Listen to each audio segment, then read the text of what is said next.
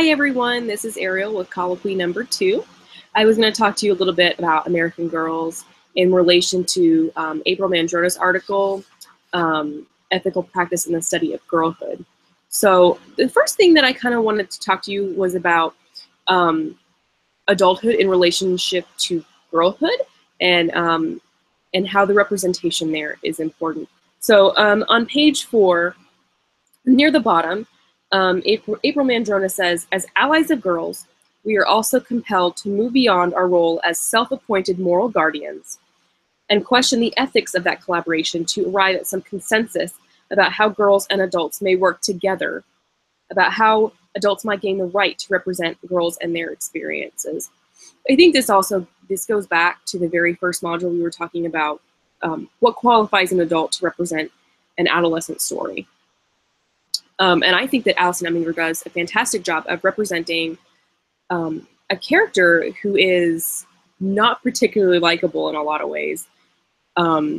She is a bully, albeit a manipulated and malleable bully, but she does do some pretty harsh things via Dune. Dune gives her an outlet for that.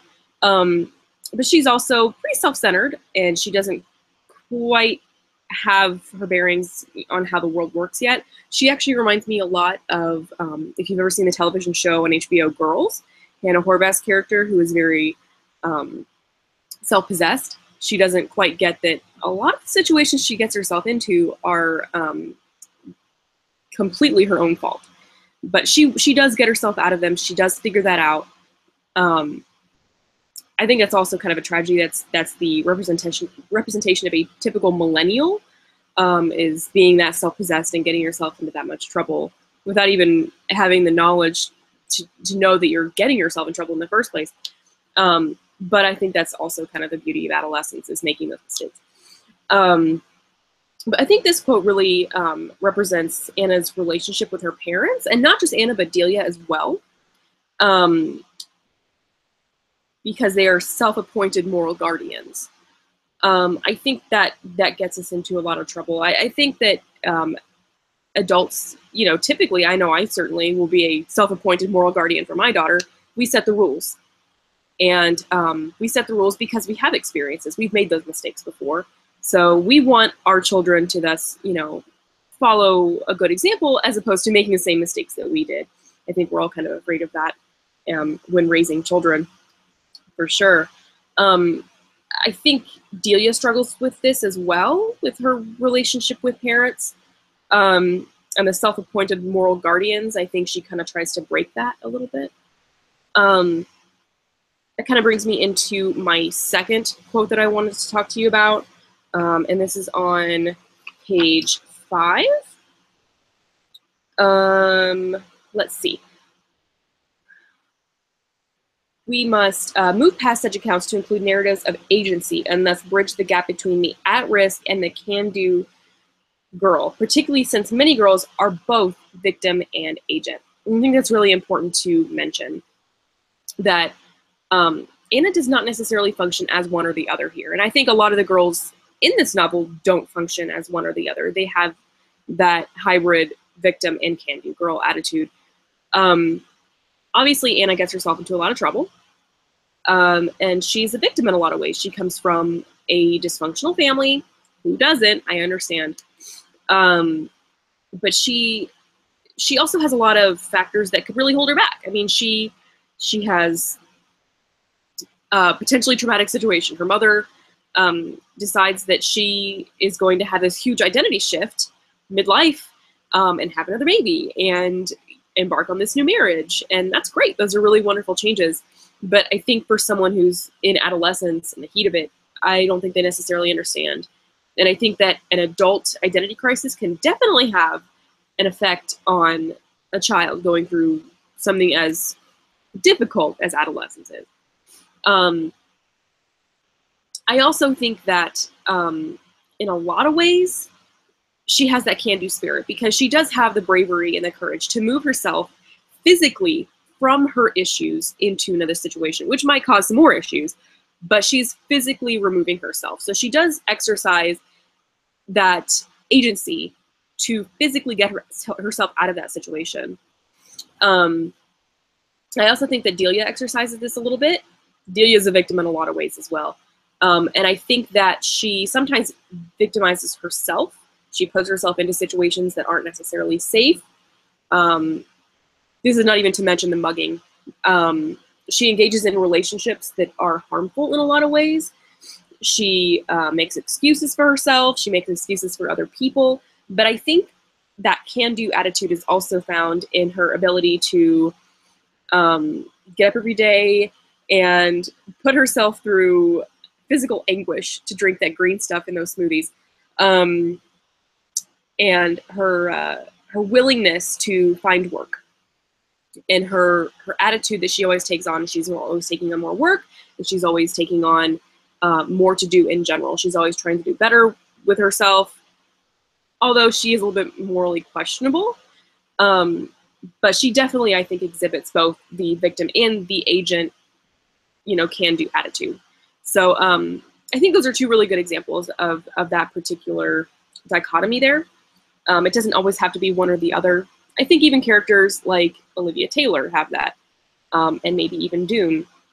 I think that we all exhibit that a little bit. Yeah, we always have our own personal experiences that might represent us as a victim, but we all have that fight in us as well. So that brings me to my next topic, which is about rebellion. And I think this is really interesting because I remembered a passage.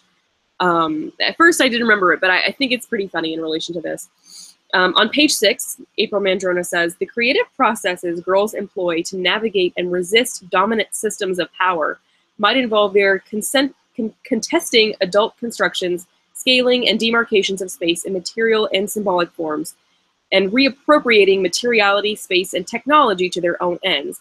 She goes on to say that it requires we explore the types of question girls ask, the actions they take, and the tactics they use to do this sort of resistance work every day on a larger scale.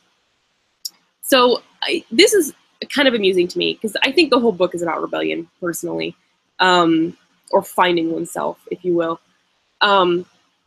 So this kind of brought me to the question, is Anna modeling bad adult behavior? The concept of resisting dominant systems and adult constructions. So really, all Anna really knows, all she grew up with, and all Delia knows at this point, is her parents' bad behavior towards each other and towards them. I mean, Cora blames Delia for her midlife sexuality change. And Cora also blames Anna for the potential of her cancer getting worse. So I think there's some bad behavior going on there. So I think the both of them really are challenging and resisting those dominant systems. This is not even to mention Anna's bullying. She uses the technology to her own ends to do something that's obviously challenging the system, something that she knows adults would not approve of. So there's definitely some resistance there. But I think what's really interesting in this is I found a quote about Lynette, and I wanted to share that because it was a pretty funny part to me. So on page 111, we have Anna is talking about Lynette and the generational difference. She says, "Lynette told me once that I was part of a generation of the historically illiterate when I told her that I thought the 60s were ridiculous." She goes on to say, Lynette is saying, "Hair was political," Lynette told me. "Love was political. People wanted to change the world. Of course you'd only see the surface. That's all your generation really sees. Maybe you've all been medicated past caring." And then she goes on to say, "You're terribly cynical for such a young person." This is amusing to me because Lynette mentions the 60s and it all being political. But wasn't that all about challenging and resisting dominant systems again and adult constructs, challenging the system, the status quo, particularly the politicizing of everything? All of that was really trying to break down the system And that was a movement created and completely sustained by young people. So I think she kind of misunderstands Anna's generation here and what she's trying to accomplish as a young person, and just making it through the world. But I wanted to draw attention to the maybe you've all been medicated past caring part. I find that to be kind of amusing. The 60s, they did not pharmaceutically medicate themselves for sure, but there were some other forms of medication, which is again another way of breaking down that adult construct and resisting the dominant systems. So that is the end of my discussion.